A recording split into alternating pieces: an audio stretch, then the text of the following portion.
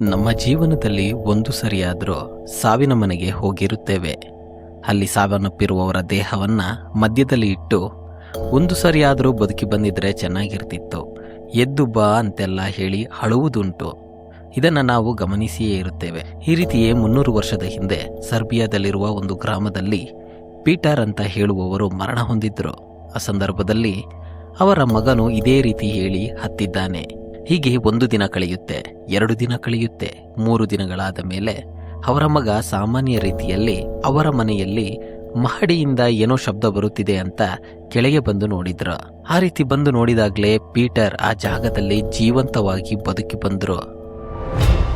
ಬಂದವರು ಅವರ ಮಗನನ್ನ ನೋಡಿ ಹೊಟ್ಟೆ ಹಸಿಯುತ್ತಿದೆ, ಸ್ವಲ್ಪ ರಕ್ತ ಬೇಕು, ಆ ರೀತಿ ಹೇಳಿದ್ದಾರೆ. ಪ್ರಪಂಚದ ಮೊದಲ ವ್ಯಾಂಪೈರ್ ಅದಾಗಿ ರಕ್ತ ಕಾಟೇರಿಯ ಕಥೆಯನ್ನ ಇವತ್ತು ನೋಡೋಣ. ಇದು ಇತಿಹಾಸದ ಕಥೆಯಲ್ಲ, ನಿಜವಾಗಿಯೇ ಆಸ್ಟ್ರಿಯನ್ ಗೌರ್ಮೆಂಟ್ ಈ ರೀತಿಯ ಒಂದು ರಕ್ತ ಕಾಟೇರಿಯನ್ನ ಕಂಡುಹಿಡಿದ್ರು. ಹೇಗೆ ಆ ರಕ್ತ ಕಾಟೇರಿ ಗ್ರಾಮದಲ್ಲಿರುವ ಹಲವರನ್ನ ಕೊಂದಿತು, ರಾತ್ರಿ ಮಲಗಿರುವವರ ಮೇಲೆ ಹೇಗೆ ಆ ರಕ್ತ ಕಾಟೇರಿ ಆಕ್ರಮಣ ಮಾಡಿದೆ, ಹೇಗೆ ಸತ್ತ ಮನುಷ್ಯ ರಕ್ತ ಕಾಟೇರಿಯಾಗಿ ಮರಳಿ ಬಂದ, ಈ ರೀತಿಯೆಲ್ಲ ಆಸ್ಟ್ರಿಯನ್ ಗೌರ್ಮೆಂಟ್ ಪ್ರಾಪರ್ ಡಾಕ್ಯುಮೆಂಟ್ಸ್ಗಳನ್ನ ತಯಾರು ಮಾಡಿಟ್ಟಿದ್ದ ಒಂದು ಪ್ರಕರಣದ ಬಗ್ಗೆ ಈ ವಿಡಿಯೋದಲ್ಲಿ ನೋಡೋಣ.